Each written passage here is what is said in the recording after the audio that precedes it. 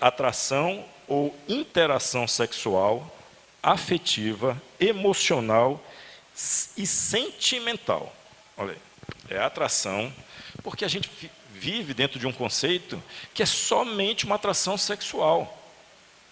E não é só uma atração sexual, é uma atração afetiva, emocional e sentimental. Isso é um conceito da Wikipédia. Pode qualquer um de vocês lá botar homossexualidade e vem exatamente esse conceito, né? Saindo um pouco de que esse entendimento de que todo ser que foge do caráter típico da heterossexualidade só pensa em sexo, é um promíscuo, né? Sair desse entendimento de que todo mundo acha que não é heterossexual, só pensa em sexo, só pensa, né? Então, a própria ciência coloca que é uma atração sexual, afetiva, emocional e sentimental. E a gente vê assim, mas e o desejo? O que é o desejo? Será que não dá para controlar? Será que não dá para, na hora que eu sentir? Não sei, porque eu estaria me colocando no sentimento do outro, que é uma coisa que eu não tenho capacidade de fazer, né? Eu não tenho capacidade de dizer e saber o que é que o outro sente. Eu não tenho, né? Eu só tenho saber que isso de fato existe, né? É por isso que se coloca que é orientação e não mais o termo opção sexual, né? Porque ninguém opta, né? Simplesmente eu acordei, acho que hoje eu vou ser bissexual. Me deu vontade hoje eu acordei, vou ser bissexual. Isso não existe, né? Existe que, em determinado momento da vida, daquela experiência de vida daquela pessoa, esse desejo esse gatilho do desejo, da atração, foi disparado, né? Então, a orientação, ela perpassa por esse entendimento, né? De que o fato de eu ter nascido macho, né? O que é que se diz assim? Qual é o padrão? Eu nasci macho, então eu vou ter o gênero masculino, eu vou me atrair pelo sexo oposto, vou casar, vou constituir família. Esse é o entendimento.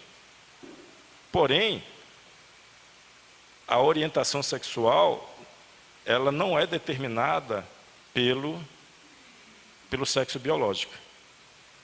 Então, sexo biológico não determina. Esse é um aspecto muito importante para a gente saber. Sexo biológico não determina a orientação sexual. Não vamos saber, né? Qual é a orientação que aquele espírito, que aquele ser vai ter no futuro. Então, ele pode ser heterossexual, o típico, pode ser homossexual e pode ser bissexual. Está dando para entender? Está dando. Então, nós vimos aqui dois aspectos Eu vou colocar uma frase que eu passei aqui, que eu queria ter visto, que é um aspecto que é a Gênese, é logo no capítulo 1, sobre a revelação do pensamento espírita, capítulo 1 da Gênese, o item 16. Kardec, deixa eu ver se eu acho aqui. Kardec coloca o seguinte: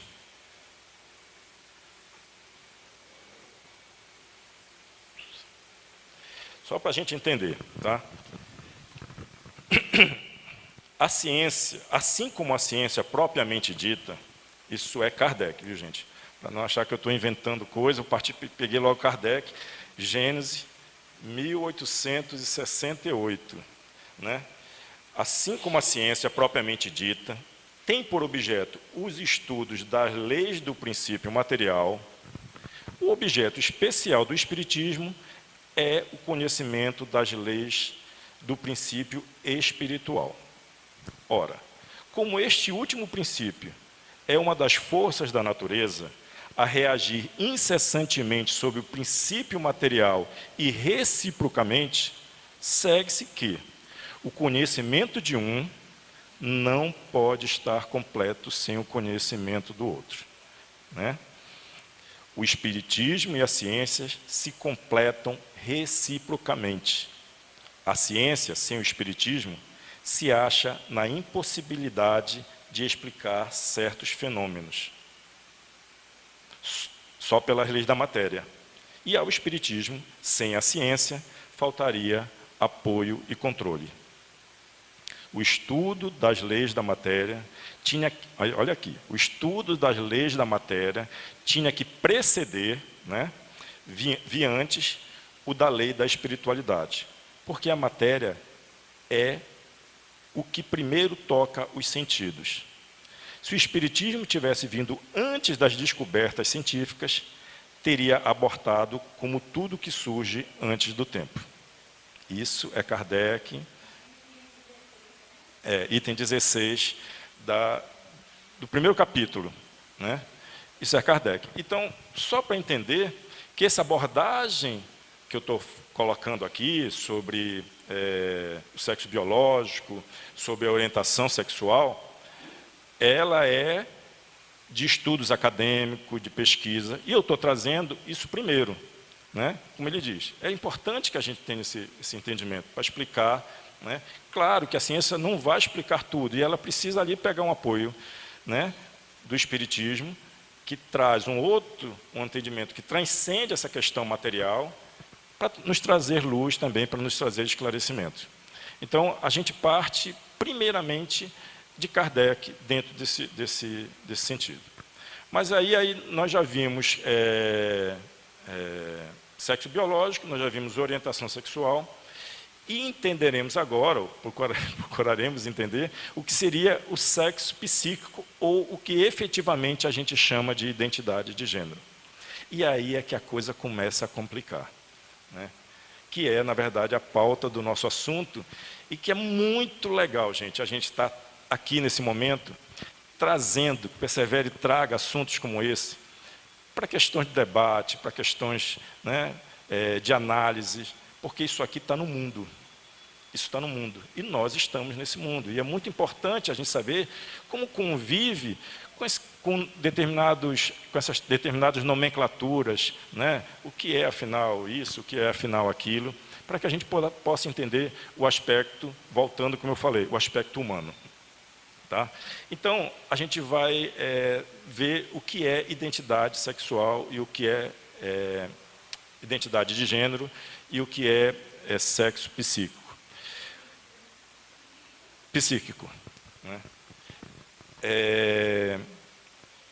A gente viu que tem o sexo biológico, viu que tem o desejo, que pode bater com o sexo biológico ou não, mas tem uma coisa de como eu me sinto, como eu me vejo, como eu me sinto de verdade, né? E eu não me sinto pertencente àquele sexo biológico. Eu simplesmente não me sinto. E isso causa muita estranheza para a gente. Como que não se sente? Tá aí, rapaz, tu tens uma bolsa escrotal, tu tens um pênis, como que tu não vai te sentir? Não me sinto. Simplesmente não me sinto. Eu não me identifico com aquele corpo biológico que eu tenho. Eu me identifico, e aí isso é um caráter, com um outro sexo, com o sexo oposto. Como é que acontece isso? De onde é que vem essa questão de eu nascer num sexo biológico, mas o meu sentimento em relação àquele meu corpo não está de acordo? Eu olho para o espelho, eu vi vários vídeos, tentando fazer aqui as minhas coletas, tem aquele Profissão Repórter, não é isso? Daquele Caco Barcelos, parece que é do ano passado, um vídeo que ele tratou da questão de gênero, e tem um transgênero que ele, no interior do Ceará, ele vai ser a primeira vez a rainha da quadrilha, porque ele era ele e agora ele é ela. E a repórter pergunta: quando você se percebeu que você era menina e que você não era menina? Eu disse: nunca me percebi. Para mim, eu nasci menina. Não houve percepção em determinada idade, não houve percepção em determinado momento da vida. Não houve percepção. Ela diz que nasceu menina. Então, é esse o sentimento da identidade de gênero. A identidade de gênero, ela tem um caráter psíquico. Então, se eu fosse ilustrar, e a gente fez um bonequinho na apresentação, né, que eram 3 marquinhas, era um bonecozinho com 3 marquinhas, onde o sexo biológico se concentrava na genitália, onde a atração e o desejo se concentrava, vamos dizer, no coração, e onde a identidade de gênero se concentrasse na mente, né? Como se fosse três aspectos diferentes. E aí a gente acha difícil entender isso por conta de toda uma contextualização de sociedade, né? Como é que se encaminha diante da sociedade?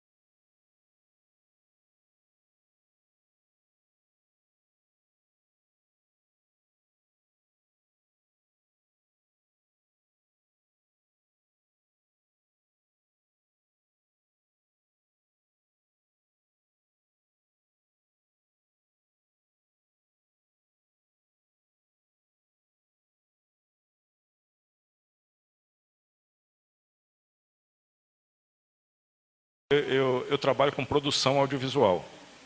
E Carline vai saber de quem eu estou falando, porque a gente trabalha no mesmo segmento. Tu lembra do maquiador Robson? Né? Tinha um maquiador, chamava Robson, que era competente, mas era abusado, era arrogante, sempre tratava todo mundo no pisão. Né? E eu vou dizer um termo que não é verdade. De uma hora para outra, Robson se transforma em Bia. Lógico que não é de uma hora para outra, de uma hora para outra para nós.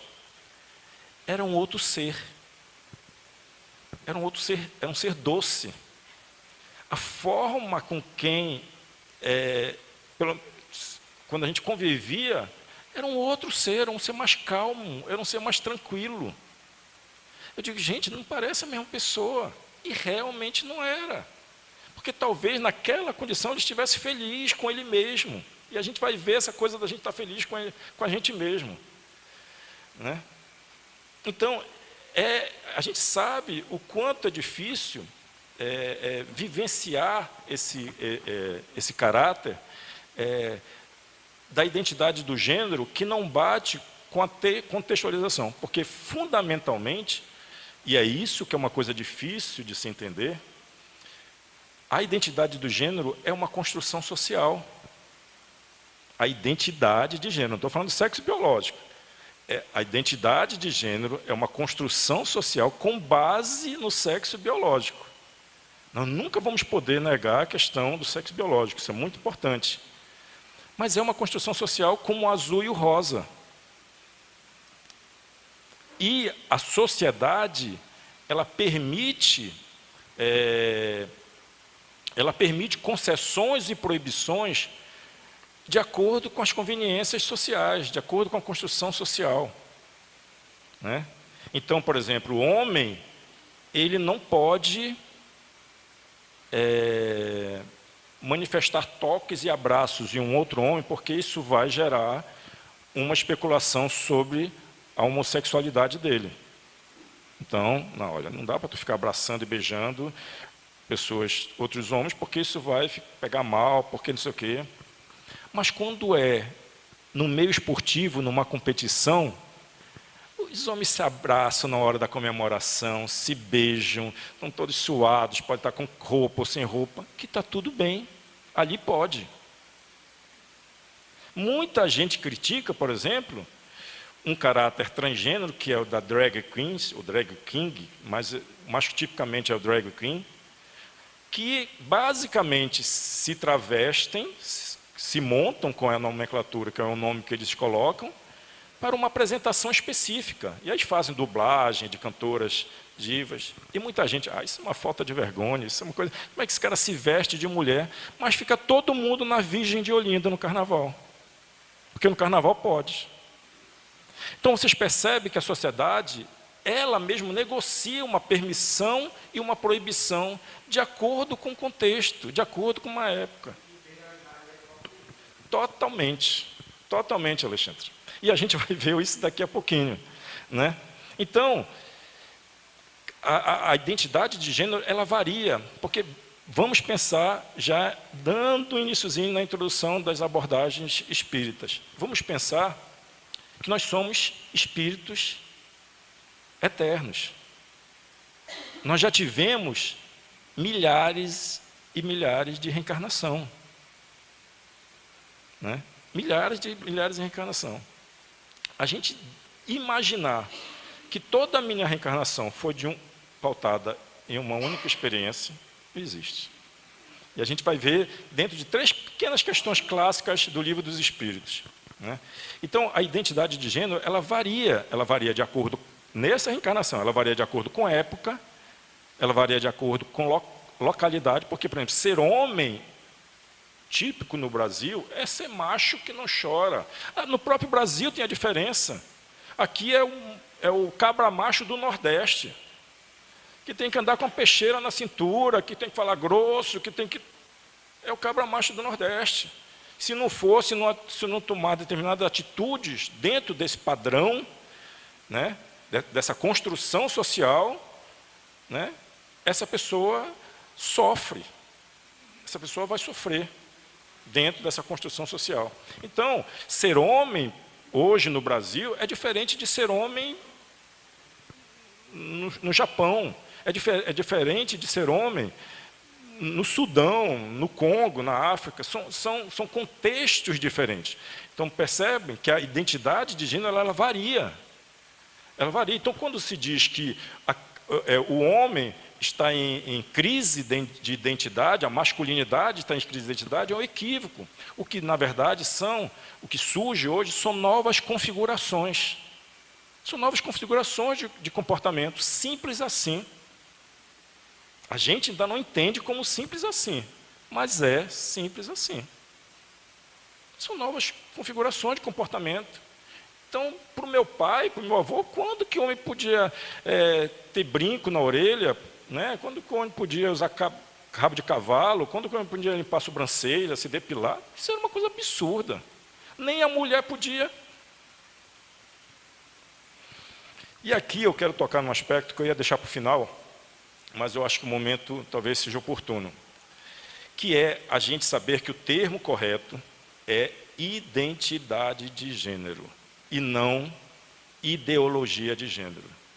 Ideologia de gênero não existe. Não tem catalogado nas pesquisas acadêmicas, nos conhecimentos, o termo ideologia de gênero. Isso é uma invenção, né, de uma ala radical, religiosa, que colocou esse termo ideologia para barrar a discussão na educação das crianças, dizendo e se fazendo entender que, através dessa ideologia de gênero, seria se doutrinar, ou seria se catequizar as crianças para elas não serem o que são, para o menino ser menina e para a menina ser menino. Como se isso fosse possível. O que a idade de gênero propõe é que isso venha à luz, que isso venha à tona, que essas questões que eu estou colocando para vocês sejam clareadas.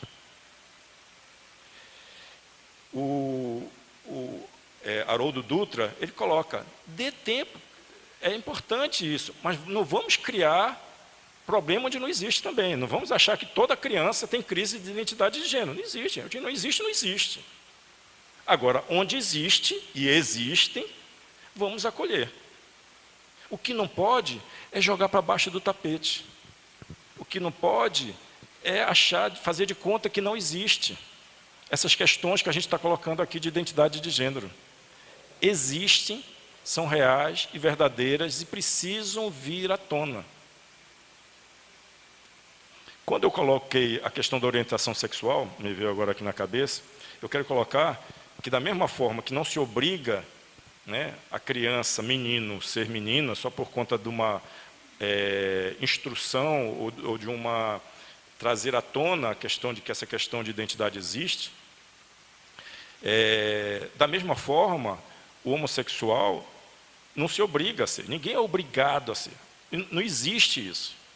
Ah, não, eu vi um caso de 2 vizinhos que eram um casal homoafetivo, me influenciei e me tornei homossexual por conta disso. Não existe. Né? Pode existir você ser estuprado, um caso isolado, por uma pessoa do mesmo sexo, que inclusive vai causar trauma, você teve uma relação, mas esse desejo, ele é duradouro, ou seja, não é uma coisa pontual. Eu tive ali uma atração e pronto. Não, ele geralmente, ele permeia.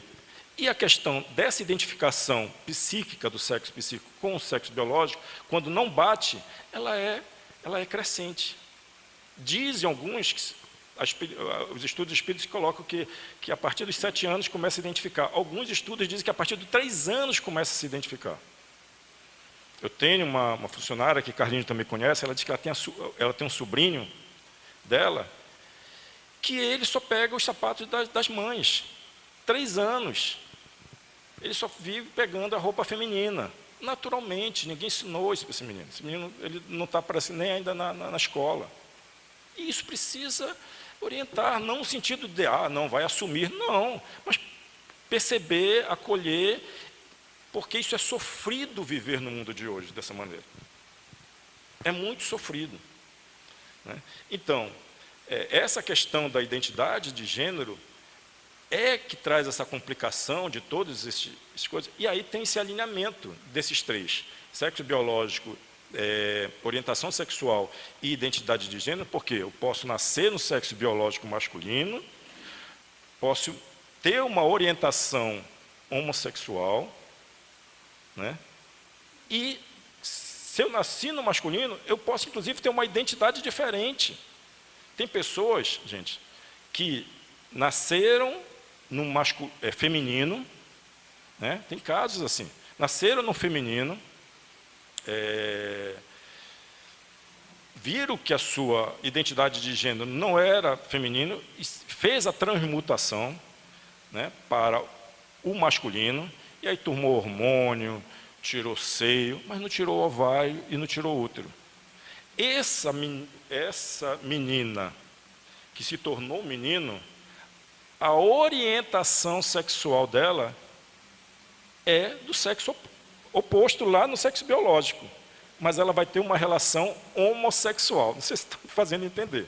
Então, esse é um bom exemplo, porque é exatamente isso. Tem pessoas que fazem até a transição, tomam hormônios sexuais e vivem com barba, não sei o quê, mas tem a orientação sexual. E aí, vejam bem, ela tem, nesse momento que ela faz a transição, ela é considerada um homem trans, porque ela fez a transição. Então, se ela tem a orientação sexual por um outro homem, esse ser, ele tem uma relação heterossexual ou homossexual? Social, porque ela nasceu, olha como a gente pesa o sexo biológico, porque ela nasceu mulher. Não, mas ela fez a transição, gente, ela é um homem trans, então se ela se orientou sexualmente por um outro homem, ela tem uma relação homossexual, porque agora ela é homem. Que apesar de ser independente, eles têm um alinhamento aí. Elas fazem as transições, fazem essas composições. É por isso que isso causa muita dificuldade, às vezes, no entendimento. Porque o masculino, a gente está preso sempre no masculino e está preso no feminino, sempre. E esse caráter de masculino e de feminino se chama binarismo, ou seja, binários, masculino e feminino, né? Então a gente está preso sempre à questão de identidade de gênero a isso. Binário é masculino e não feminino. Mas dentro do masculino e do feminino existe aí uma paleta de cor cinza, um leque de cores, que é o não binário. E aí, gente? E aí? Aí tem o que eles chamam de não binário fluido, que é aquele que se relaciona quase que totalmente, tanto com o masculino como com o feminino. Existe o não binário agênero, que é aquele que quase que rejeita, esse ar de negação mesmo. Ele não se identifica nem com o masculino, nem com o feminino. Vocês já viram, pessoas, aquele cantor... Não veio agora o nome. Ele usava barba... Lineker, exatamente, obrigado. Ele usava barba e usava brinco, batom, ele estava ali, nos dois. E aí a gente fica ali, rapaz, que doidice é essa? Que coisa mais troncha, né? Por não entender que ele simplesmente não se identifica. Então são os não binários. E nesse termo não binários, né, existem muitos de como se sentem. E isso faz parte da construção social. E aí, dentro dessa identidade de gênero, do sexo psíquico, não se identificar com o sexo biológico, é o que vem o transgênero, é o que vem o transexual. Tá? É o que vem o transexual. E transexual, transgênero, não significa que, quando a gente diz assim, fulano é transgênero, então ele vai fazer a mudança de sexo. Não. Ele não quer fazer mudança de sexo. Não quer. Alguns querem fazer. Mas se você for pensar, a maioria não quer. Né? Hoje, você vê, por exemplo, uma quantidade dos chamados travestis, né, Existe aí, que é as travestis, na verdade, é de como elas gostam de ser chamadas. Então, inclusive, quando a gente, diante dessa estranheza toda, não souber como chamar, chega e pergunte, olha, como é que você gosta de ser tratado? Toda questão, né? Erram o meu nome pra caramba, né? E eu vou dizer, não, olha, meu nome não é esse, meu nome é assim. É a mesma coisa, olha, eu não quero ser tratado assim. E isso tem que ser considerado, e isso tem que ser respeitado. Então, as travestis, geralmente, elas são chamadas pelo artigo feminino, né, dentro do gênero feminino. Então, é a travesti. Então, muitos não querem fazer a operação, né? E aí, a gente se debate com uma coisa que a gente vai ver na questão 201 do Livro dos Espíritos, que a gente vai ler já já, de como é que isso se alinha, de como é que isso é visto, né? De onde vem tudo isso? De onde vem toda essa diversidade? De onde vem toda essa variação de coisas? Como é que essas coisas surgem? Isso é uma coisa do agora? Ou é uma coisa que sempre existiu? Sempre existiu, gente. Né? Sempre existiu. Eu sei que... Como é seu nome? Raquel. É muito engraçado isso. A Raquel está colocando o típico caso de como a gente impõe a construção de gênero, né? Ela é menina, mas os hábitos dela não são tipicamente de menina colocado pela construção social. Ela gosta de calçar bota, ela não quer fazer depilação. É como ela gosta de ser vista. Ela se acha linda no espelho com essa vestimenta. E o fato dela gostar de mulher e para assumir que a relação é homoafetiva, ela não tem que ser menininha de lacinho rosa na cabeça, não. Ela só precisa ser quem ela é. Porque é assim que funciona a identidade de gênero. A cultura do binarismo, sempre vai ter que ter um masculino e sempre vai ter que ter um feminino, esquecendo que tem um... Bacana, obrigado mais uma vez, Vicente. É isso, vê só, gente, o nosso psiquismo ele é de uma grandiosidade, está aí, Iracema, que dentro da sua atividade, a gente vê surgem as coisas mais enormes, é uma diversidade, a gente tem uma riqueza de diversidade no nosso psiquismo, que é muito limitante, é muito reducionista a gente achar e reduzir o ser humano meramente pelo órgão biológico e achar que ele tem que estar dentro no gênero masculino e feminino, diante da riqueza que é o nosso psiquismo. Acompanham até o final da vida física. Exato. Né? A variedade, a diversidade, isso fica muito complicado e a gente vai ver que é por isso que essa construção, a identidade de gênero é uma construção social, sempre pautada no sexo biológico, mas é uma construção social. A gente precisa entender qual foi a primeira pergunta que eu fiz lá no início da nossa conversa. Se a gente conhecia alguém, e por que eu estava fazendo a pergunta? Pela humanização, né? Nós somos espíritos, cada um com a sua individualidade, né? Quando falam que a questão das pessoas fazer a transição física de gênero, foi perguntado para Emmanuel, através de Chico, né? Como é que o conhecimento espírita, como é que a doutrina espírita, isso é a questão 36 de um livro chamado Lições de Sabedoria, que é uma coletânea, na verdade, de entrevistas a Emmanuel, através de Chico, num jornal que tinha, achando que era Folha Espírita. Isso lições, eu não achei mais em livraria, tem na internet, se você catar, você vai achar na internet. O capítulo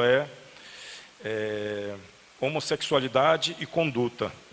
Você vê, por exemplo, no livro no Vida e Sexo, a primeira edição de Vida e Sexo é de 1970.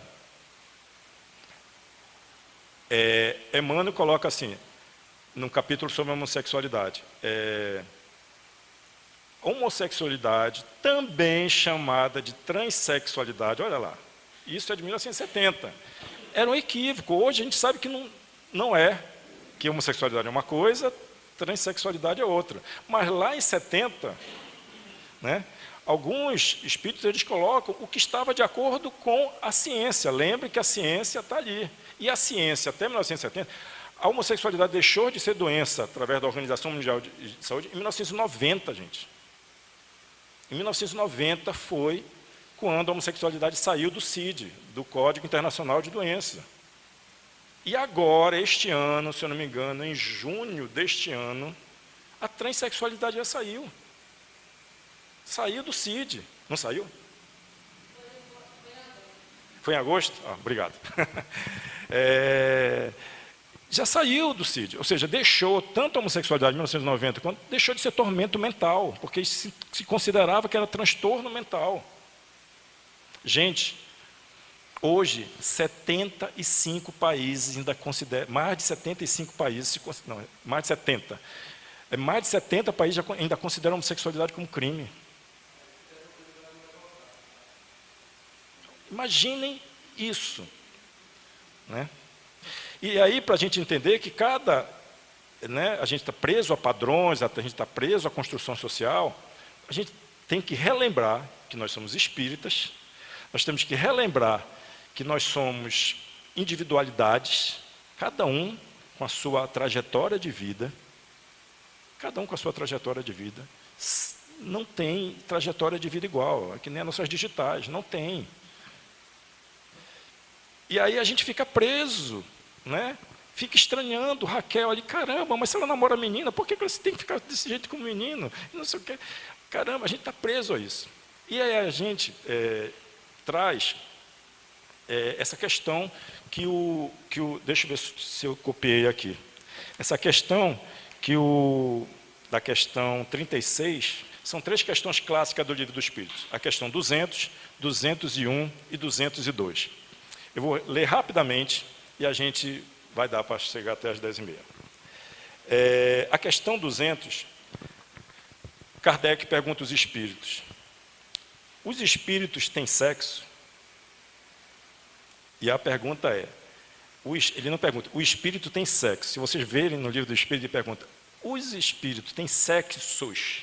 Ele faz a pergunta no plural. Tá? Eu nem tinha observado isso, confesso. Ele faz a pergunta no plural. Os espíritos têm sexos? Podem ver todas as edições do Livro dos Espíritos, que a pergunta é feita no plural. E a resposta dos espíritos? Não como entendeis, pois que o sexo depende da organização. Ou seja, sexo, gente, é uma questão de estrutura física, é uma questão de estrutura orgânica.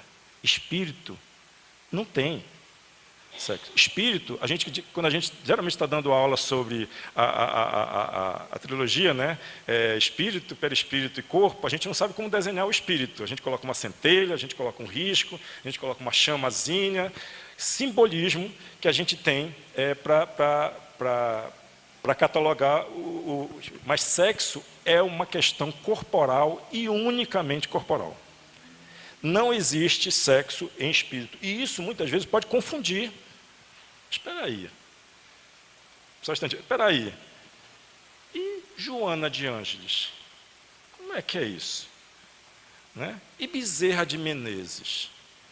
Né? E esses espíritos dentro da comunicação que se colocam como dentro de uma identidade de gênero. Como é que faz? O sexo, a função sexual, inclusive, não existe procriação no mundo espiritual. Né? Porque quando ela diz, não, mas aí se manifestou a espírita chamada Sheila. E quando você vê, é o perispírito. E o perispírito é a composição mental do espírito, mental entre aspas, né? Mental do espírito. Então, um espírito que, inclusive, dentro da sua condição não moral, a gente tem que lembrar, gente, que a ciência ela sempre acelera mais do que a moral.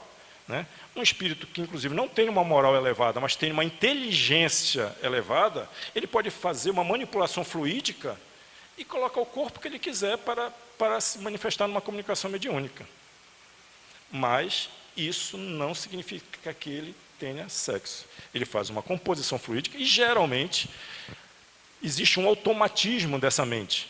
o espírito, ele geralmente, ele se manifesta, quando ele se for manifestar em termos de uma clarividência, de uma coisa nesse sentido, ele se manifesta decorrente da última reencarnação. Porém, ele quer fazer memória, e aí, se ele tiver o entendimento da composição fluídica, se ele tiver o entendimento da manipulação fluídica, ele pode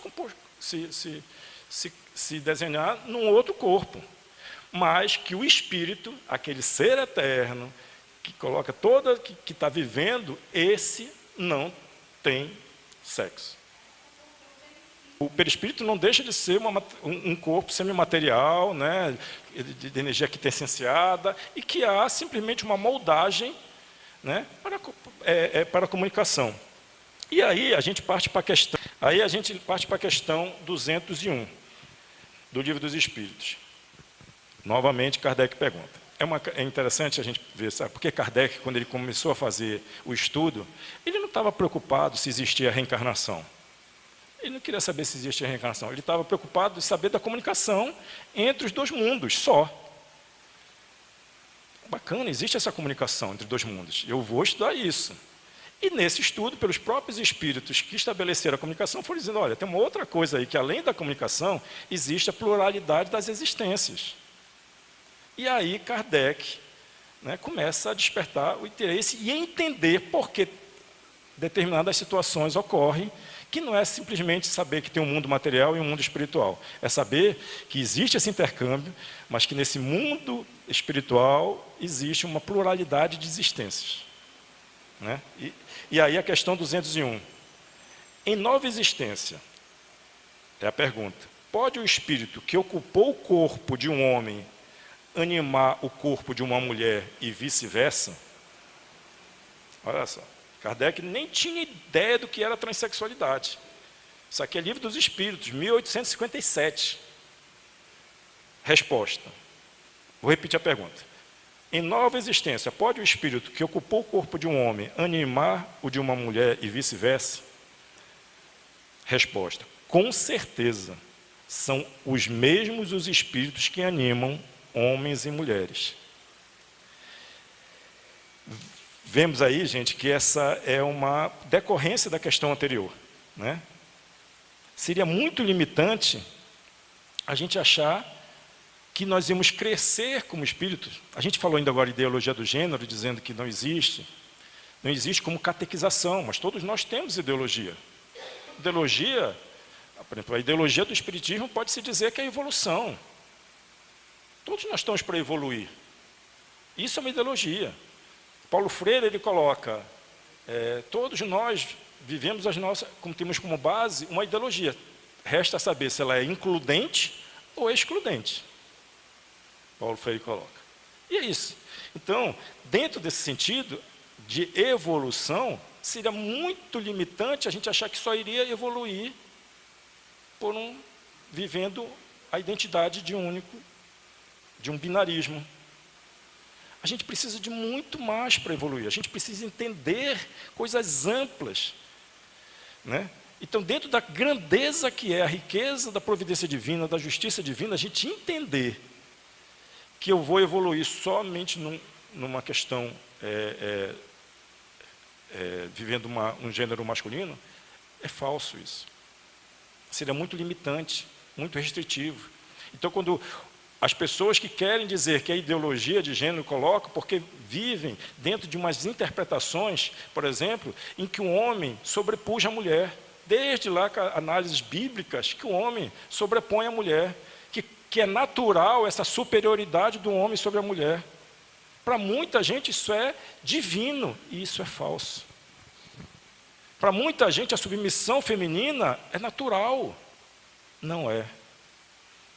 Porque nós somos homens e mulheres, nós somos espíritos sem sexo e vivemos dentro da experiência reencarnatória. E uma coisa que a gente não pode esquecer é que nós estamos num planeta que dentro da hierarquia de mundos que nós conhecemos, né, de mundos inferiores, de provas e expiações, de regeneração, de mundos superiores e celestes, nós estamos ali no segundo grauzinho, nós só saímos dos mundos inferiores.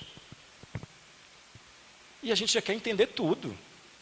E a gente quer dizer que está errado. Então, Não existe isso, né? A experiência, para que essa evolução ocorra, ela precisa ser maior. Então, ela precisa que esse espírito, eles, com certeza, os espíritos vêm em corpos tanto masculinos como femininos. E, por último, a questão 202. E que Kardec pergunta, quando errante, olha aqui essa questão, quando errante, o que prefere o espírito? Encarnar no corpo de um homem ou de uma mulher? Quando errante é quando nós estamos, vamos dizer assim, na erraticidade, na transição de uma reencarnação para outra, simplificando, tá? E aí, a resposta é, isso pouco lhe importa. O que guia na escolha são as provas por que haja de passar. E ele continua, os espíritos encarnam como homem ou como mulheres, porque o espírito não tem sexo. Visto que lhe cumpre progredir em tudo, cada sexo, como cada posição social, lhe proporciona aprovações e deveres especiais. E como isso, ensejo de ganhar novas experiências. Aquele que só como um homem encarnasse, só saberia o que os homens sabem. Então é limitador. A gente se enriquece, e é esse que é o entendimento, a gente se enriquece na diversidade. Eu vou ler rápido uma coisa aqui, que é da Revista Espírita, é um trechozinho da Revista Espírita, de 1866, ou seja, antes da Gênese, em que Kardec antecipa já o entendimento, já da crença da reencarnação, ou seja, ele já não está mais tão ligado só na questão do intercâmbio, da comunicação entre os mundos, ele está já sabendo que a comunicação dos espíritos traz um porquê dos sofrimentos, o porquê do entendimento de justiça divina. E tem um texto que fala o seguinte, assim, Kardec coloca, pode ocorrer que o espírito percorra uma série de existências no mesmo sexo biológico, o que faz com que, durante muito tempo, ele possa conservar no estado de espírito o caráter de homem ou de mulher da qual a marca permaneceu nele. Ou seja, quando Kardec falava o caráter de homem e de mulher, lá em 1866, Kardec já, na verdade, já estava falando de identidade de gênero. Esse caráter é a identidade de gênero. E essa marca que ele coloca aí, mulher do qual a marca permaneceu nele, não é marca biológica, é marca psíquica. É marca psíquica. Então, saber que essa diversidade de vivências milenares, eu sou resultado disso. Hoje, o OFI é resultado de milhares de existências, passadas por corpo de homem, passados em época pré-histórica, em medievais, em que culturas, por diversas culturas e diversas... E aí a gente começa a entender do porquê de toda essa diversidade que a gente viu antes. Do porquê dessa pessoa, mesmo namorando uma menina, ter necessidade de assumir uma expressão mais dentro da identidade de gênero. Isso não é uma coisa absoluta que eu estou colocando aqui. Isso aqui é um sinal. Mas olha o que essa pergunta faz, olha o que a pergunta coloca aqui. Quando errante, o que prefere o espírito? Olha só, ele está colocando preferência, é com sinal que eu tenho escolha. E na maioria dos nossos planejamentos reencarnatórios, nós escolhemos, orientados por uma espiritualidade, mas nós escolhemos em que corpo eu venho, nós escolhemos em que família eu vou compor, nós escolhemos muitas vezes o cônjuge, né? Então, eu tenho a escolha disso. Aí você, caramba, peraí, filho, então tem uma coisa aí que não está batendo. Se eu escolho em que corpo eu venho, como é que quando eu chego aqui, eu vou fazer a transfiguração desse corpo? Porque eu não me sinto nele. E aí? Se eu escolhi, né, essa é o entendimento que a gente tem do nosso planejamento. Eu quero saber aqui, quem cumpre a agenda todo dia, a agenda que se planeja? Eu vou fazer isso. Quero ver se Carlinhos edita e faz todas as computações gráficas que ele faz na hora que ele quer. Isso não ocorre. Planejamento reencarnatório a gente compõe realmente. Não quer dizer que aquilo não vai ser uma experiência enriquecedora justamente pelo aquele conflito que ele vai viver. Isso vai ser talvez muito mais enriquecedor. Mas espera aí, o que é que o Espiritismo coloca em relação a essa questão de transição de gênero, que aí é dentro dessas lições de sabedoria, em que é no capítulo 16, em que os Espíritos perguntam o que é que a doutrina coloca em relação à mudança de gênero. Como explicar às pessoas que fazem essa transição, que hoje se chama de redesignação sexual, não se chama só mudança de sexo, né? O termo que se coloca hoje é redesignação sexual. E foi feita essa pergunta para Emmanuel. O que diz o mundo espiritual acerca das cirurgias médicas para a mudança de sexo? Emmanuel coloca, evidentemente, as cirurgias médicas para a mudança de sexo se enquadram nos princípios do livre-arbítrio com as respectivas derivações das leis de causa e efeito. Existe uma necessidade, eu acho que em todas as doutrinas, e às vezes em todas as religiões, a gente espera que a gente venha aqui no Persevere e que saia com todo um normativo, lições de sabedoria. A gente sai aqui com normativo. Não, olha, não, espere, se você vai fazer redesignação sexual, faça só do seio. Não, não faça do seio. Faça também da genitália. Não existe isso, gente. O Espiritismo ele não vai trazer normativa nenhuma, não vai trazer receita nenhuma como cada pessoa deve agir. E é por isso que Emmanuel coloca, esse é um aspecto de caráter do livre-arbítrio de cada um. Eu não sei como a pessoa está se sentindo. Eu não sei como aquela pessoa vive. As pessoas viviam tristezas enormes. É claro que existe um aspecto chamado disforia de gênero. O que é disforia de gênero? É quando eu sofro com aquilo. Eu não me identifico com o meu sexo biológico, o meu psiquismo não se identifica com o meu corpo, e eu sofro com aquilo. Não é que eu não queira ser, é que eu sofro. Tem gente que tem nojo do órgão sexual e quer cortar, literalmente. Porque aquele sofrimento de habitar aquele corpo é tão grande que vira um tormento para a vida daquele ser. Esse aspecto é tratado pela psicologia de disforia de gênero. E, vê só, ele não está tratando para curar aquela pessoa dela não ser. Ele está tratando daquele sofrimento do qual ela sente. E tem pessoas que sentem esse sofrimento.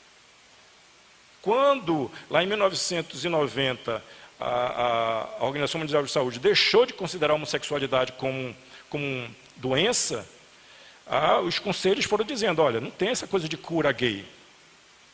Vamos acabar com isso. Porque o que é...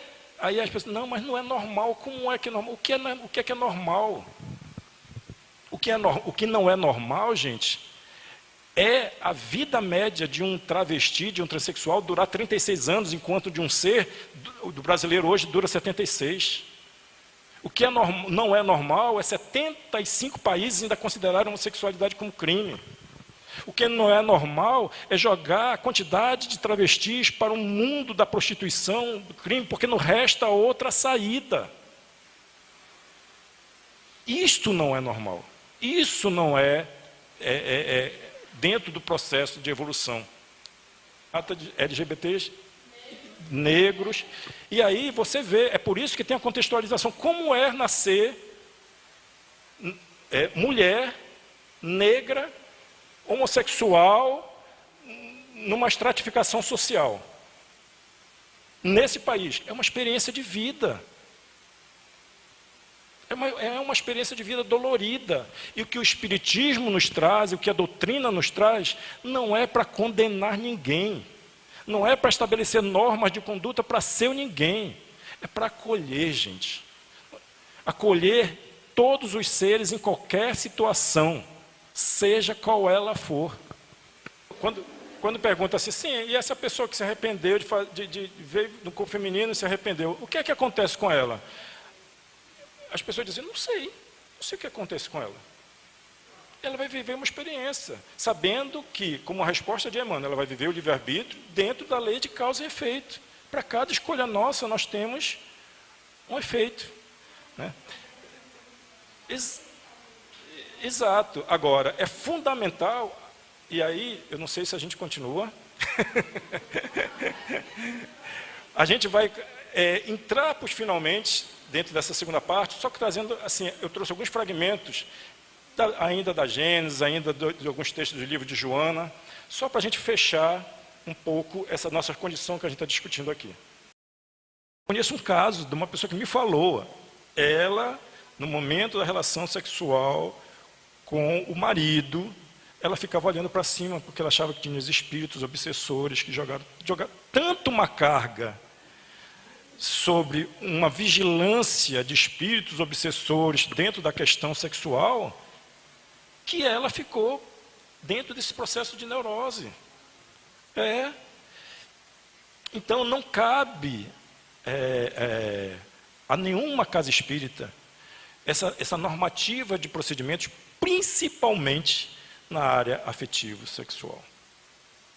Não cabe em nenhuma área, mas principalmente nessa área afetivo-sexual. Então, quando Anabela abriu aqui esse nosso encontro, trazendo que o desejo dessa casa é ampliação da consciência, que a gente possa ter, nesse momento, cooperado com essa ampliação dessa consciência nessa nossa pequena conversa. Muito obrigado, tá, gente? Nasci no sexo feminino e em uma reunião mediúnica, os médios falavam o porquê de ter nascido mulher, mas me consideram um homem trans. Sei que existe o livre-arbítrio. Estaria mudando a minha missão e meu propósito nessa encarnação, caso eu fizesse a transição? Não sei. Não sei, porque ninguém vai saber, né? Se alguém disser, olha, não, você está fazendo errado, é o que a gente está falando. Não sei. O que é importante é saber do íntimo, do seu íntimo. Eu nunca vou poder me arvorar e seria muito leviano da minha parte dizer, não, olha, não faça a transição. Não, faça a transição, mas não tome hormônio.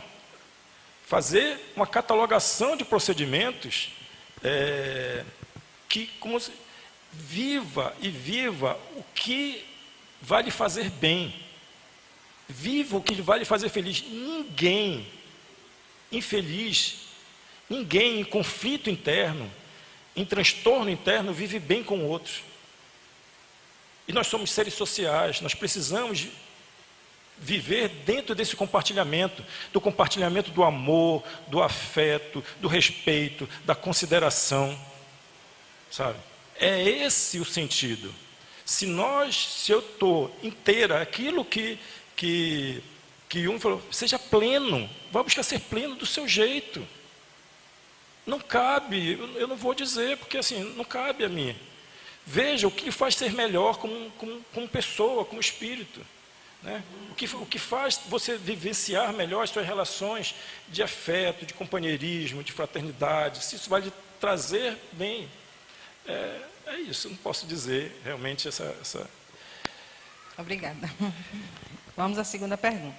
Estamos vivendo no Brasil um momento em que o aumento à intolerância religiosa e também ao ódio de gênero, vivenciado através da homofobia, parece ser validado. O que pensa o Espiritismo sobre isso? É a nossa condição de um planeta em transição, né? É aquela luz que eu coloquei de 100 agora há pouco e que está tudo vindo à tona, né? E uma das coisas que veio à tona foi as redes sociais, né? Do qual eu às vezes me escondia, né? Dentro de uma postura de uma certa educação, de uma certa consideração, mas quando eu encontro um teclado, parece que eu exponho o meu ódio, né? Parece que eu exponho a minha revolta diante das diferenças que existem nesse mundo. Essa é a condição do planeta de transição que a gente está vivendo, né? Em que essas coisas virão à tona, né? Para justamente a gente ir conversando. A gente vai pagar um ônus por isso? Vai, né? Nós vamos pagar um ônus por isso. Nós vamos sofrer, né, diante das nossas escolhas, diante da escolha de uma cultura homofóbica, misógina, né, diante de uma cultura racista. Nós vamos pagar o ônus por isso. Mas isso foi uma escolha nossa, né? E dentro desse processo de transição planetária, que a gente possa aprender com tudo isso. Nunca, em nenhum momento, que isso seja motivo de sintonizar com essa energia. Nunca, em nenhum momento, que isso seja um motivo de que a gente possa rebater com ódio, com violência, com rancor. Indigna. Quando a gente vê um representante público dar o aval para esse tipo de postura, né? Um representante, né, maior do Brasil dá um aval para esse tipo de postura, né? E aí, se o cara diz, se esse cara está falando isso, meu irmão, eu vou chutar gay no caminho agora, eu vou chutar homossexual no caminho, porque esse cara, estou abalizado, estou referendado, né? Que a gente perceba isso, que a gente dentro do nosso universo converse, né? Permeie processo de discussões. Não tem problema nenhum, né, confrontar ideias. A gente está falando em confronto, não está falando em afronto, né? Uma das questões do Livro dos Espíritos coloca, né, que uma das causas da proliferação do mal é por conta dos bonzinhos que a gente veste, das personas de bonzinhos que a gente coloca, né? Muitas vezes da nossa omissão. Então, que a gente perceba tudo isso, não entrando na briga, com raiva, com não sei o quê, mas nos colocando. É isso, nós precisamos ser espíritas fora da casa. Nós precisamos nos colocar dentro de uma postura no cotidiano, diante das diferenças, diante das polaridades. Mas é uma característica do mundo em transição. Obrigada. Será que a indústria de brinquedos ajudaria produzindo bonecas transexuais no sentido de ajudar aos pais para educar os filhos com mais facilidade nesse campo? Uma boa pergunta. Eu entendo, e aí é o Alfi falando, não é, nesse caso agora é o Alfi falando mesmo. Eu entendo que antes desse estágio, a gente precisa passar por uma maturidade maior, dentro do processo de discussão da questão. Antes de chegarmos a isso, a gente precisa discutir mais, porque é aquilo que foi colocado. Quando se coloca a coisa antes, né, muitas coisas podem se perder, podem ser abortadas, né? Eu acho que pode, sim, amanhã, porque isso faz parte da... O importante é que está se falando de indústria, né? Indústria que é o quê? Lucratividade, né? É que nem os certificados ISO tal, ISO não sei o quê, ISO não sei o quê. Então, a pessoa tinha que ganhar dinheiro, mas olha, eu preciso de tal certificado. Então, a pessoa fazia o certificado não por uma consciência ambiental, eu vou fazer o ISO 14000, não por uma consciência ambiental, eu vou cumprir meramente um certificado, porque isso vai abalizar minha empresa para continuar produzindo e não sei o quê, não por uma consciência. Então, eu acho que primeiro a gente precisa discutir mais, tratar mais, trazer essa questão, né? Trazer uma questão que isso não é um bicho de sete cabeças, falar sobre intersexo, não é, né? E é por isso que não é escondendo, gente. E tem uma fala do... Como é o nome dele? do Kingsley, como é o nome daquele palestrante? Roçando Kingsley, me deu um branco agora. Ele coloca muita gente e diz, tem que trazer à tona a discussão. Não dá para ficar abafando. E aí, dentro do processo de discussão, de elaboração, de maturidade dessa questão, eu acho que amanhã, por que não? Nós não temos mais perguntas, mas temos 5 minutos. Quem gostaria de fazer alguma? Em 5. Venho observando determinados jovens. Esses jovens que eu observo, eles têm assim essa liberdade de falar para os pais da sua opção sexual. Isso, nesse aspecto, é muito bom. Mas, por outro lado, eu venho constatando que esses pais não são acolhedores dessa fala desses jovens.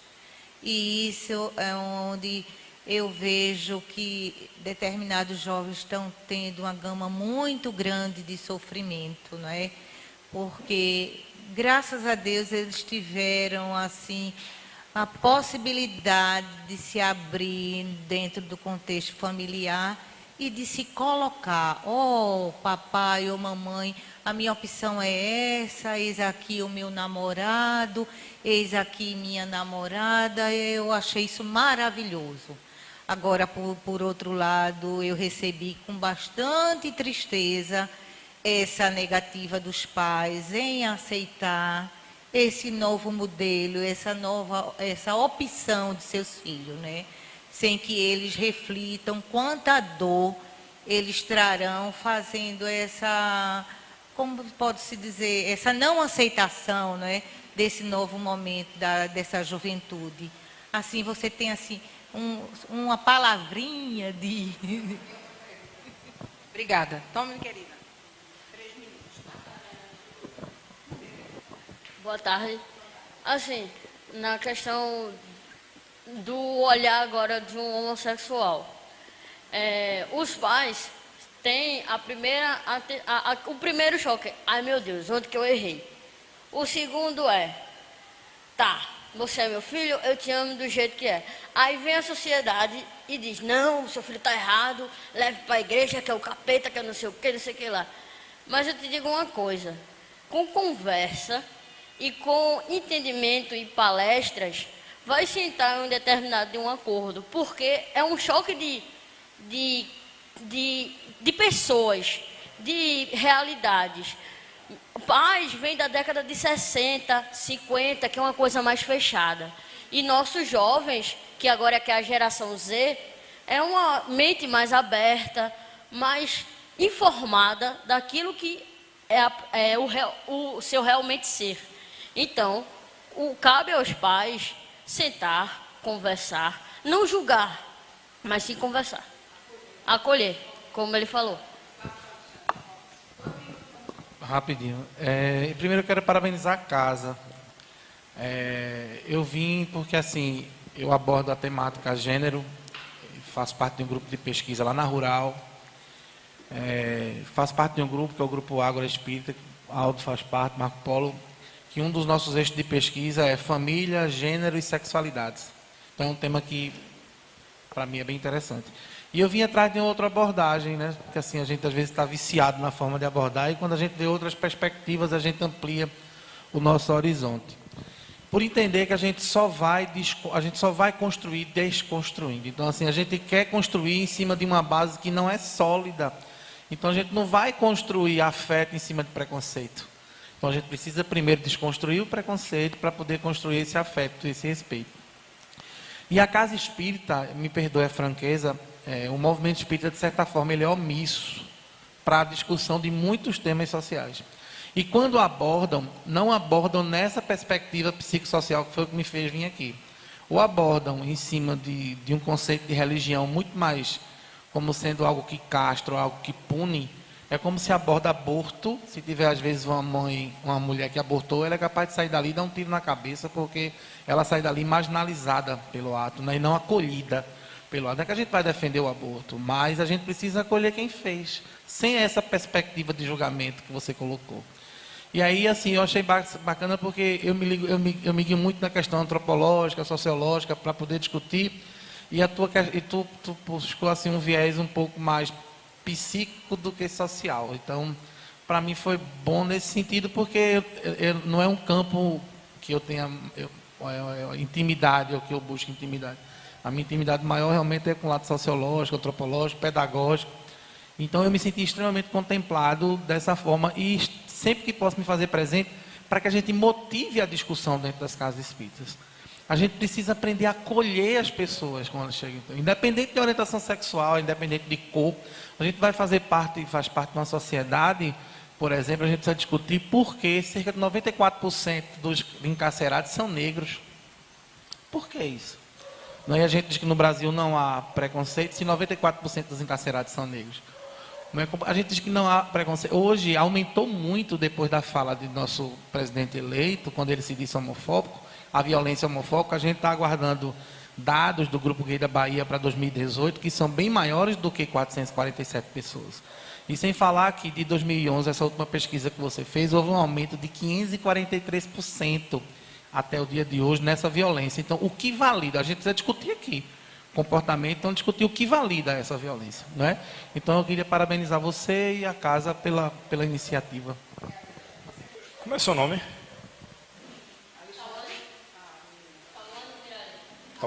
Taulane? Taulane. A fala de Taulane foi muito legal, assim, porque a gente tem que perceber uma coisa, que toda vez que um jovem sai do armário, os pais entram. Né? Toda vez que... Isso é típico. O jovem sai do armário e os pais entram. Porque a natureza não dá salto, gente. Ninguém sai da semente direto para o colhimento do fruto. A gente vai germinar, vai ter o processo de fecundação, vai brotar.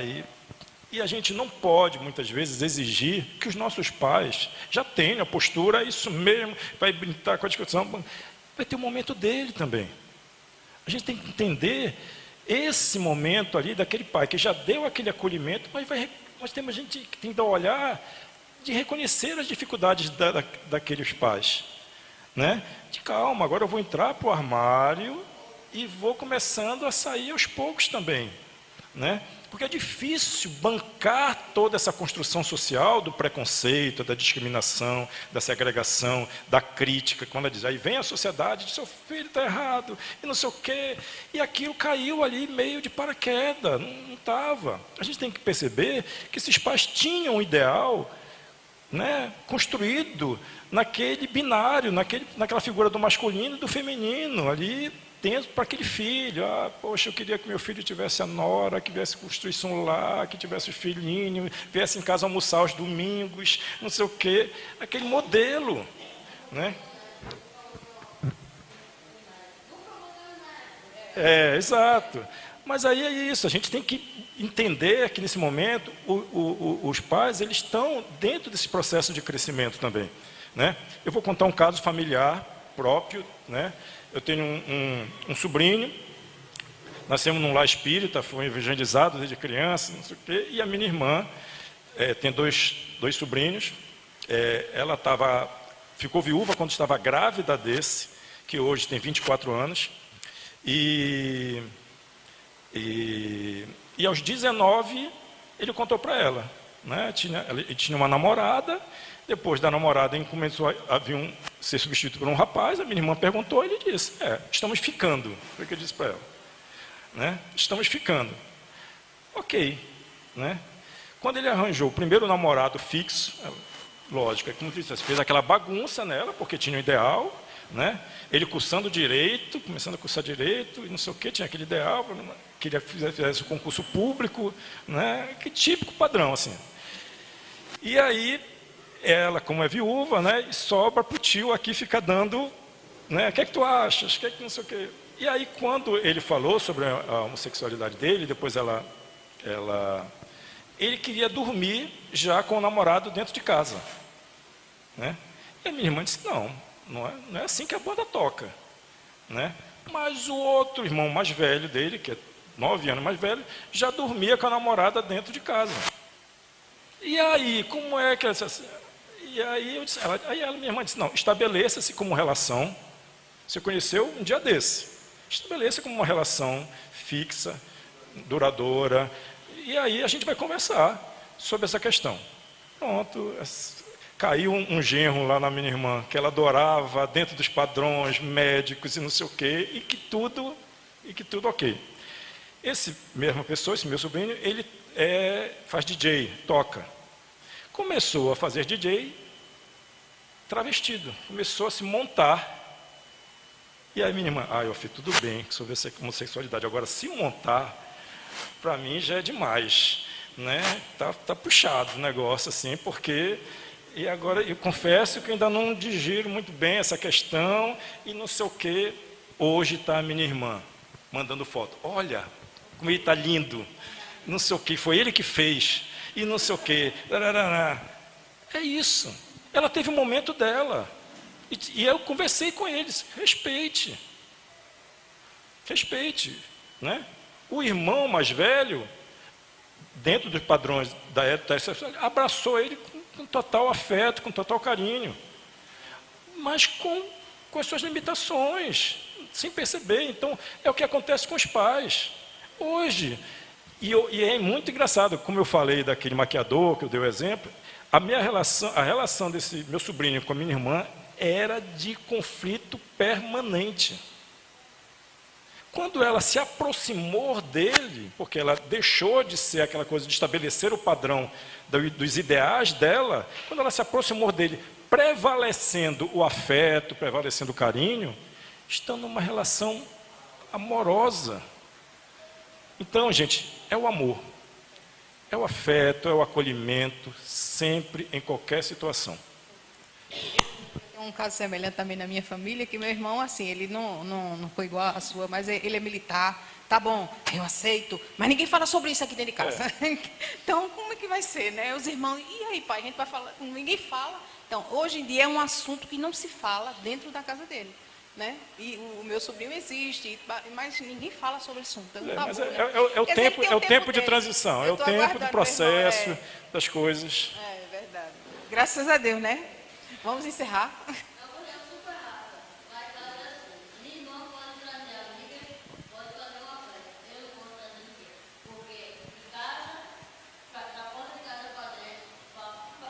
Da porta de casa.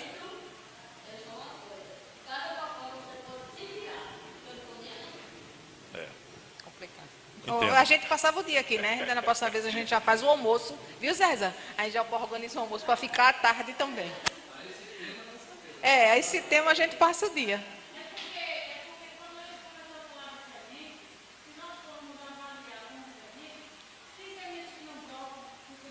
Isso é uma realidade. Muitos dos jovens são postos fora de casa, né, são colocados realmente num esquecimento, né, mas no abandono. Isso é uma realidade. O que eu coloco aqui é que dentro desse cenário que o Alane colocou, buscar a compreensão. É aquilo que eu digo, vamos nos encontrar no meio do caminho. Você já me entendeu. Agora também eu quero lhe entender das suas dificuldades, né? Não vamos estabelecer uma lei de talião, né? de olho por olho, dente por dente, dentro desse processo. Vamos estabelecer do mesmo afeto, do mesmo acolhimento que eu quero, eu vou entender a dificuldade do outro e dar o mesmo acolhimento para essa aproximação. Então, muito obrigado. Vamos agradecer. Diga, meu filho. Quantas perguntas? 50. Me pediram para fazer uma só. Você é educador, não é isso? Você é professor? Já foi. Vê bem, você não acha que essa temática, do ponto de vista educacional, ela não deveria ser direcionada para as crianças ou adolescentes, e sim para os adultos, ou seja, para os pais? A escola não deveria se preocupar mais com isso? E o próprio poder público também, não é? A partir do momento que tiver toda essa consciência maior dessa realidade, né, que é uma realidade, mas você precisa conhecer, né, toda a base, né, dessa temática, que a maioria das pessoas não conhecem, né? Se pregam e se posicionam em cima da sua educação, da cultura que receberam, e está aí toda essa realidade. Então, qual é a sua opinião sobre isso? Eu vou concordar de novo com o Rossandro, né? Eu acho que tem que trazer à tona. Eu acho que é importante trazer para o debate, trazer para discussões. Eu acho que, da mesma forma como qualquer outro assunto, ele vai ter que ser estudado de acordo com a faixa etária, né? Eu não vou tratar a questão como nós estamos tratando aqui para um número de crianças, né? Se eu for tratar para umas crianças, eu vou ter que usar de uma outra linguagem, de linguagens mais figuradas, né? Mas que isso não deixe de trazer para a criança o entendimento do trivial, o entendimento de que aquilo é comum, de que aquilo existe, né? A tendência, quando a gente começa a escalonar, não, olha, vamos fazer só para o adulto, porque a criança tem uma abordagem na Gênese, falando sobre essa nova geração de espíritos que está habitando esse planeta, né? Que é de uma compreensão muito grande, gente. Esses novos espíritos que estão habitando esse planeta, se nós falarmos com ele, olha, tem um filho de uma amiga minha, que o menino não come carne de jeito nenhum. E aí a mãe, quando ela está tratando, disse: mãe, a senhora tem coragem? Ele tem 4 anos. Mãe, a senhora tem coragem de fazer isso? Aí ela diz: ai meu Deus. Aí ela diz: ó filho, ele é mais adulto do que eu. Quando a gente vai para a praia, ele diz: mãe, o filtro solar, ele é que lembra. Então, às vezes, voltando, eu não sei normatizar qual seria a postura. Eu só acho que tem que trazer à tona. E acho que cabe o comentário dentro de um procedimento de cada faixa etária, como qualquer outro assunto. O que a gente precisa é trazer, porque essas crianças elas já se sentem com as suas dificuldades lá, né? E não sabe como. Se for esperar ela crescer para tratar do assunto, mas eu estou entendendo o que você está falando. Falar primeiro para os educadores, mas os educadores vão falar para quem? Se eu sou educando infantil, por exemplo. Aí, tratar. Eu queria um adendo pelo seguinte, porque quando você falou de ideologia de gênero, ele falou assim, o tempo é muito pequeno, não dá para a gente se aprofundar nas discussões, e eu entendo. Mas isso é um reflexo muito grande dessa ideia de ideologia de gênero, que vem dessa proposta errônea de que, se a gente for discutir na escola, as crianças vão se tornar gays, né? Eu vou falar assim, a minha formação só porque contextualiza o que ele está falando. Assim, eu sou pedagogo e assim essa discussão já existe entre a gente, realmente, né? Porque um monte de pessoas... Hoje isso tem um peso de religião, não estou falando negativamente da religião, mas tem um peso de algumas religiões ortodoxas e tradicionais que estão tendo uma influência dentro do social político muito maior do que o que deveriam ter, que vem dessa ideia, e a gente precisa discutir verdadeiramente nas escolas, porque o projeto de se discutir gênero na escola é para você fazer com que a criança não seja homofóbica no futuro. E se você for cuidar dela já como adulto, talvez não dê mais tempo disso. Então torne mais difícil a tarefa. A metodologia que vai ser usada não é a metodologia que se usa para o adulto. A forma e o que vai ser discutido também não são assuntos que são pertinentes aos adultos. A gente não vai discutir, por exemplo, se o cara é cis, se ele é homo, se ele é hétero, se é transgênero, qual é a diferença do transexual para o transgênero, porque há uma diferença que precisa ser discutida. Não, mas você fomentar desde pequeno para ele a ideia de que existe uma diferença e que essa diferença, independente de qualquer coisa, ela precisa ser respeitada. E isso começa verdadeiramente na fase infantil. Concordo. Não é? Essa é a questão. Não vai transformar ninguém, nenhuma criança a ser quem não é, mas vai provavelmente evitar muita violência e muita segregação. A imprescindibilidade de discutir para a busca incontinente do saber. Eu, quando entrei no Grupo Ágora, eu tinha um conceito, hoje eu tenho outro, decorrente justamente das discussões calorosas que muito enriquece o conhecimento e a gente vai amoldando. Eu digo sempre que o aprendizado, ele é requintado do paradoxo. Se você não entrar no paradoxo e dizer, há 30 anos eu penso a mesma coisa, você está equivocado. Você engessou o seu evoluir. O princípio do conhecimento é a dúvida, né? Ensinavam sobre sexo, professor. E como eu tinha, assim, meus pais bem inibidos em nos orientar, eu agradeço a meus mestres que discutiam isso comigo e com meus irmãos, esclarecimentos que eu não tive em casa por inibição dos meus próprios pais. E na década de 70. Veja isso como foi valoroso para nós. Que vale a pena dizer para todos aqui, inclusive como eu sou professora, eu sou aposentada, mas eu pretendo voltar ainda. Aí o que é que acontece? Eu vejo isso quando a gente estava discutindo a maioridade dos meninos lá nos anos antes de sair o ECA, certo? Aí o que era que acontecia? Os pais naquela época, que eu trabalhava aqui na Tabajara e via, ele pegava um pedaço de pau e passava na cabeça do menino, você faz o que eu quero. A gente, naquela época, quando discutia isso, da Prefeitura de Olinda, que eu fazia parte desse pessoal, eu acreditava e passava para os meus pais que aquilo ali era para melhoria, era um direito de que você educar, de uma outra maneira. Então, falta isso, ou seja, falta o amor. Obrigada. Obrigada, Fê. Palmas para o Fê, minha gente. Obrigada. Esperamos ter você de volta na nossa casa para a gente continuar esse assunto. Iracema, as considerações finais para a gente passar para a prece, por favor. Não foi não, pessoal. Amei. Né? Cadê ele? Como sempre, viu? Estou jogando confete, não. Mas foi muito bom. Eu acho que esclareceu muita gente. Não é? E, assim, eu acho que a gente tem que trazer de novo, não é? Um tema como esse para a nossa casa. Convidar mais pessoas, convidar educadores, principalmente, não é? Que se interessam por isso. Pais, os pais precisam vir, não é? Para que a gente possa evoluir, para que a gente possa ampliar essa nossa consciência, essa nossa visão de vida e visão do outro. Eu acho que o acolhimento é fundamental, especialmente numa casa espírita.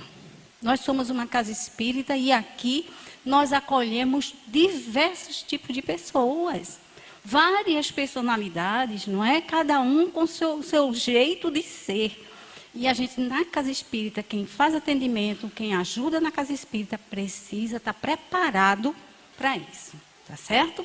Então, muito obrigado, Fê, muito obrigado mesmo. Você trouxe coisa que vai me levar a pensar cada vez mais, não é? A gente sempre está aprendendo. Muito obrigada e obrigada a vocês com as perguntas que trouxeram, não é? Enriqueceram esse trabalho. Muita paz. Obrigada, Iracema.